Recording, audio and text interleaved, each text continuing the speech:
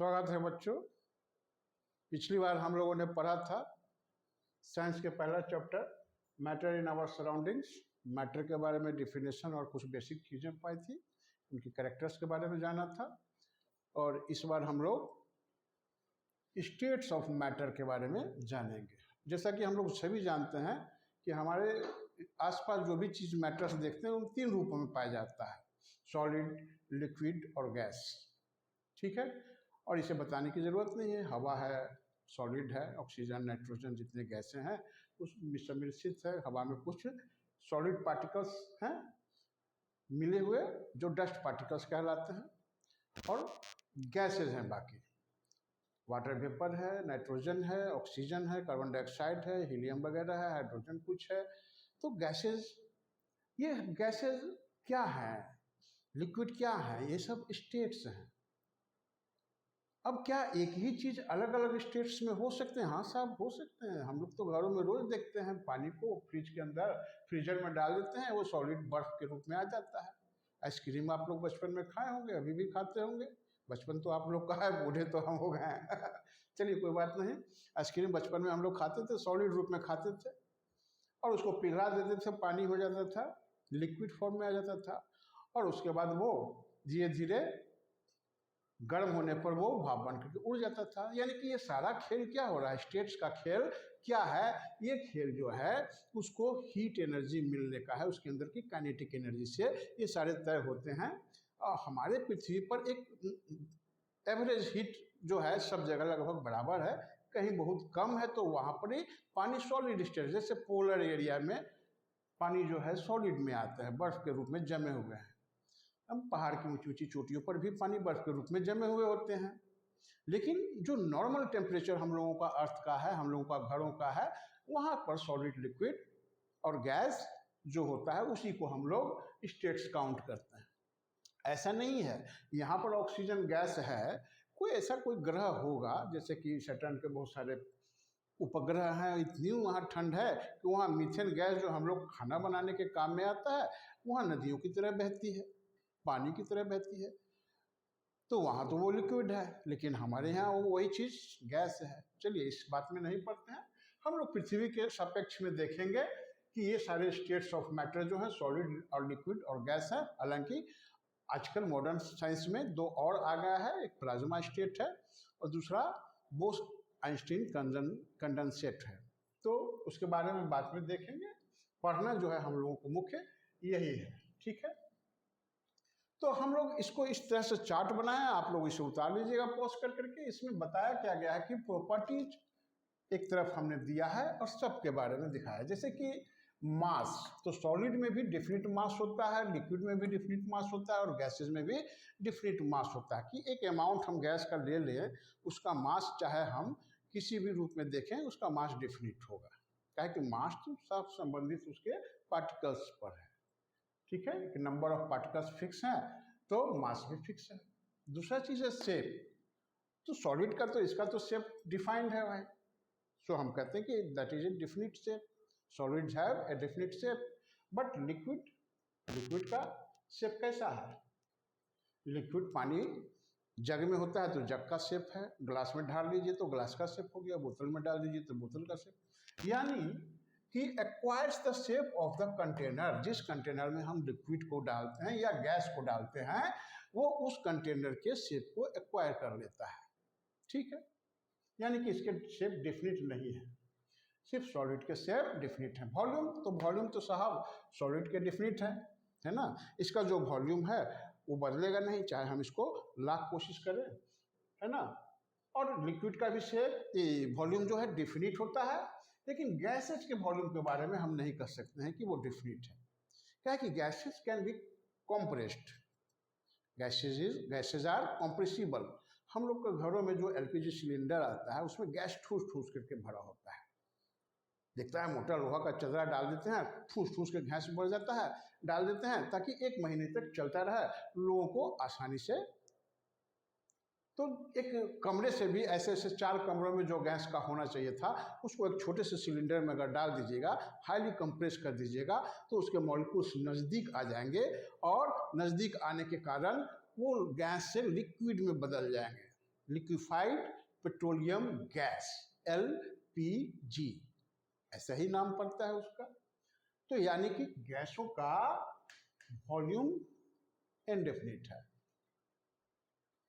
Density, density क्या होता है? मास बाय वॉल्यूम होता है ना। उसके मास को उसके वॉल्यूम से डिवाइड कर दीजिए। वॉल्यूम का मतलब कितना जगह छेकती है, मास तो हम लोग जानते ही हैं। तो डेंसिटी सॉलिड का सबसे हाई होता है, लिक्विड का स्लाइटली लोअर, और गैसेज का बहुत ही लो डेंसिटी होता है। ठीक है, कहते हैं कि सैटर्न इतना हल्का है, गैसों का है वो, कि उसको सैटर्न को समुद्र में अगर डाल दिया जाए, बड़ा सा समुद्र, ऐसे संभव नहीं है कि पृथ्वी पर वो आए, तो वो तैरता रहेगा, इतना हल्का है, उसकी डेंसिटी बहुत लो है। चलिए, पांचवी बात है कॉम्प्रेसिबिलिटी। कॉम्प्रेसिबिलिटी का मतलब है कि हम इसको जांच करके डिसेव कर सकते हैं कि नहीं। तो सॉलिड तो जनरली हम लोग नहीं करते। हाँ, अगर हम किसी रबर के बॉल को लें और उसको कंप्रेस करें तो शायद कंप्रेस थोड़ा हो जाए, डिसेप हो जाए, वॉल्यूम उसका कम, एक तरफ से दबाएंगे दूसरी तरफ से थोड़ा वो बल्क हो जाएगा। कंप्रेस सॉलिड में संभव नहीं है। इलास्टिक जो चीज़ें होती हैं उसमें कुछ चीज़ें अलग होती हैं। जैसे फोम को हम कहें कि फोम को तो साहब दाबते हैं तो उसका वॉल्यूम भी डिसेप हो जाता है, कम जाता है, तो उसको हम क्या कहेंगे? सॉलिड। साहब सॉलिड ही है, लेकिन फोम के अंदर में जो है वो बहुत सारे एयर सैक्स होते हैं, जब दाबते हैं तो वो एयर निकल जाते हैं।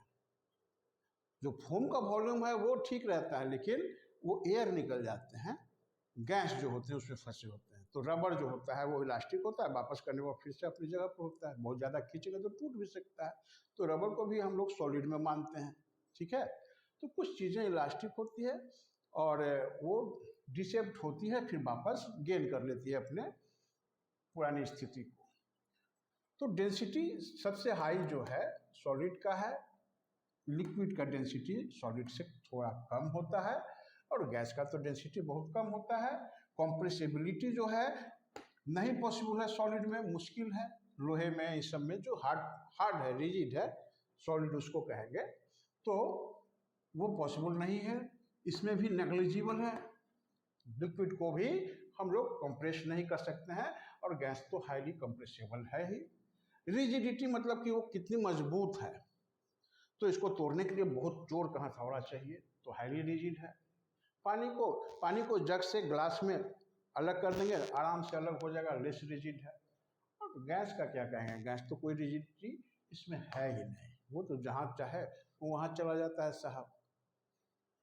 ठीक है, तो आगे आप देखिए डिफ्यूजन के बारे में कि डिफ्यूजन कैसे करता है। हमने कहा था कि डिफ्यूजन जो है, उस वक्त पिछली क्लास में पढ़ाते वक्त कहा था कि कोई अगरबत्ती आप जलाते हैं तो उसके धुआं, उसके एसेंस जो है हम तक पहुंच चलाती है। या माँ आपकी किचन में खाना बना रही होती है तो उसकी खुशबू आपके कमरे तक चली आती है, और आप दौड़े दौड़े चले जाते हैं, क्या बन रहा है भाई, खिलाओ मुझे। चलिए ठीक है, भूख लग गई होगा तो जाकर के खा भी सकते हैं। तो वो क्यों होता है? डिफ्यूजन के कारण होता है। डिफ्यूजन गैस में बहुत जल्दी होती है, गैस के जरिए काफ़ी होती है। लिक्विड में हमने देखा कि एक स्याही का बूंद डाल दें किसी पानी के जार में, तो वो बूंद धीरे धीरे डिफ्यूज होते हुए, बिना हिलाए हुए भी, वो पूरे पानी में धीरे धीरे समय लगेगा लेकिन पूरा फैल जाएगा, डिफ्यूज हो जाएगा। यानी कि एक का मॉलिक्यूल दूसरे के मॉलिक्यूल के साथ डिफ्यूज हो रहे हैं, मिक्सिंग अप हो रहे हैं, तो उसको डिफ्यूजन कहते हैं। तो क्या यहाँ जो लिखा हुआ है सॉलिड में स्लो डिफ्यूजन, तो क्या ये सही बात है? हाँ, इस तरह का अगर रहता है, हम कुछ लिख देते हैं, लिखा हुआ बोर्ड पर चौक से, मान लेते हैं कि स्कूल के बोर्ड्स में बहुत बार देखे होंगे कि इस बोर्ड को मिटाने के बाद भी कुछ चौक का लिखा हुआ नजर आता है। क्यों? काफी दिनों तक वो लिखा रहा था, उसका जो मॉलिक्यूल चौक का है वो ब्लैक बोर्ड के मॉलिक्यूल्स के साथ थोड़ी सी डिफ्यूज करके मिटाने के बाद भी वो दिखाई पड़ते रहते हैं। यानी कि सॉलिड में भी डिफ्यूजन होता है। अगर दो मेटल प्लेट्स को दबा करके 10-20 वर्षों के लिए छोड़ दे तो मेटल प्लेट चिपके हुए नजर आ सकते हैं। क्यों? क्योंकि उसके एक दूसरे के मॉलिक्यूल्स डिफ्यूज कर जाएंगे, तो हो सकता है कि उसे अलग करने में मुश्किल हो। अब आते हैं काइनेटिक एनर्जी ऑफ पार्टिकल्स। हम लोग जानते हैं काइनेटिक एनर्जी से ही सारी ये बातें समझ में आती है। सबके पीछे काइनेटिक एनर्जी का लॉ काम करता है। सॉलिड्स के अंदर जो होता है सबसे कम काइनेटिक एनर्जी होता है, तो वो एक दूसरे को छोड़कर भाग नहीं पाते हैं। आपस में थोड़ा सा वाइब्रेट करके रह जाते हैं। थोड़ा सा ज़्यादा हीट कीजिए, उसकी काइनेटिक एनर्जी बढ़ती है, वो थोड़ा दूर दूर हो जाता है। अब दूर होने के बाद वाइब्रेशन करने लगता है, इतना दूर हो जाता है हीट करने पर कि वो एक समय में लिक्विड का फॉर्म में आ जाता है, क्या कि इतने इतने दूर पर मॉलिक्यूल्स लिक्विड के होते हैं। और ज़्यादा हीट करेंगे तो काइनेटिक एनर्जी और बढ़ेगा और वो एक दूसरे से इतना दूर चला जाएगा, यानी गैसियस स्टेट में। यानी कि बर्फ को हम हीट देते हैं तो बर्फ क्या हो जाता है, चेंज होने लगता है लिक्विड में। क्यों? क्योंकि उसका काइनेटिक एनर्जी बढ़ने लगता है। तो यानी कि सॉलिड जो बर्फ था उसमें काइनेटिक एनर्जी कम था, थोड़ा हीट पाया, काइनेटिक एनर्जी बढ़ा तो लिक्विड हुआ, और ज़्यादा काइनेटिक एनर्जी बढ़ा दिया हीट देकर तो वो गैस बनकर करके, वेपर बनकर करके उड़ जाएगा। तो हम कह सकते हैं कि काइनेटिक एनर्जी ऑफ सॉलिड सबसे कम और लिक्विड का हायर होता है, और सबसे ज़्यादा काइनेटिक एनर्जी गैस के होते हैं। ये तो फ्री एक दूसरे के छोड़ करके सतह को ही उड़ जाते हैं, ठीक है। अब गर्म करने पर ज़्यादा, सबसे ज़्यादा कौन फैलेगा? सॉलिड फैलेगा, लिक्विड फैलेगा या गैस फैलेगा? तो सॉलिड कम फैलते हैं, लिक्विड सॉलिड से थोड़ा ज़्यादा फैलते हैं, और गैस बहुत ज़्यादा फैलते हैं। गर्म कर दीजिए तो काफ़ी फैल जाते हैं, ठीक है। हाईली कंप्रेसिबल भी है और बहुत ज़्यादा एक्सपेंस करने वाला भी गैस ही है, ठीक है। इसे आप नोट कर लीजिएगा, ठीक है, ओके।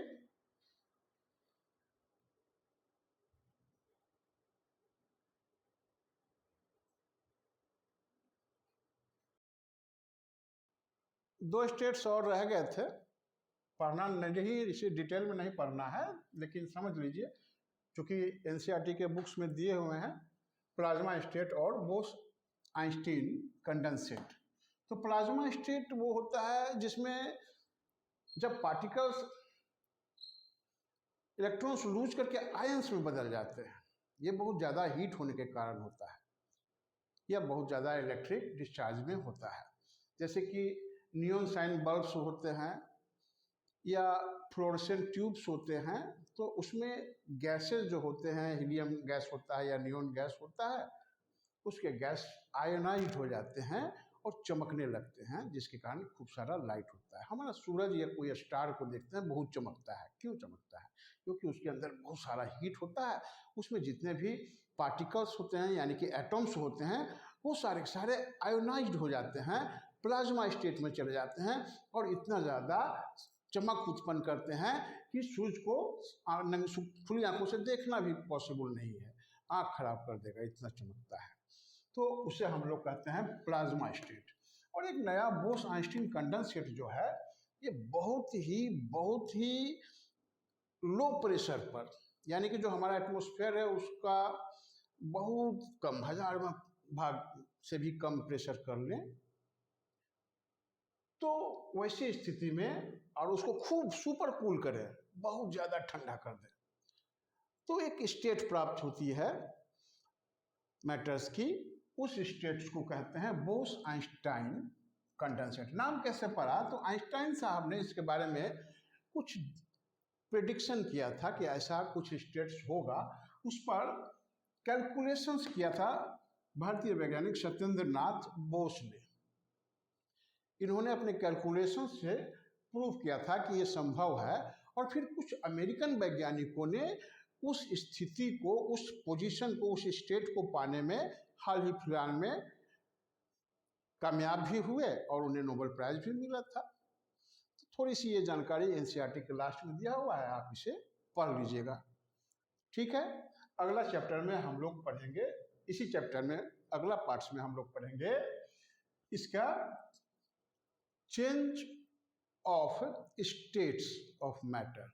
मैटर के जो स्टेट्स हैं वो कैसे चेंज करते हैं, लिक्विड गैस में कैसे बदलते हैं, लिक्विड सॉलिड में कैसे बदलते हैं, सॉलिड लिक्विड में कैसे बदलते हैं, क्या उन्हें कहते हैं, सब देखेंगे, ठीक है, ओके। पढ़ते रहिए ध्यान से, खूब तरक्की कीजिए। अगला बार हम लोग मिलते हैं इसके अगले भाग में। जब तक के लिए इजाज़त, गुड नाइट।